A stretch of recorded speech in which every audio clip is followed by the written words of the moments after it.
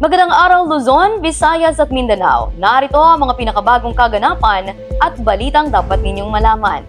Hatid mula sa probinsya ng Aklan. Tampok sa ating balita ngayong araw, ang isang lingkod bayan na nagsimula ng panibagong yugto sa larangan ng edukasyon. Si Luz Mary Rufon ay nagtapos ng Bachelor of Arts in Mass Communication sa Northwestern Visayan Colleges. Sinimulan niya ang kanyang paglilingkod sa pamahalaan sa sangguniang panlalawigan ng Aklan, kung saan siya ay nagtrabaho mula taong 2013 hanggang 2024. Sa kasalukuyan, siya ay nakatalaga sa Manhanik Primary School bilang Administrative Officer 2. At dahil sa kanyang hangaring umunlad sa profesyon at maibahagi ang kanyang kaalaman sa mga kabataan, siya ay nagpatuloy ng pag-aaral sa pamamagitan ng diploma program sa West Visayan State University.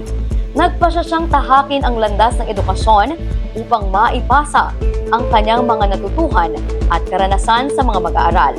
Layunin niyang makatulong sa pagkubog ng kanilang kaisipan at pagkatao at maging bahagi ng kanilang paglalakbay tungo sa maliwanag na kinabukasan.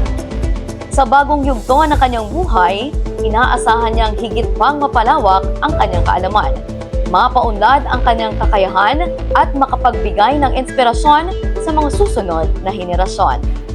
At iyan ang kwento ni Luz Mary Rufon, isang lingkod bayan na patuloy na nagsusumikap para sa pag-unlad upang magbahagi ng kaalaman at inspirasyon. Para sa ulat na ito, maraming salamat. Balik sa inyo.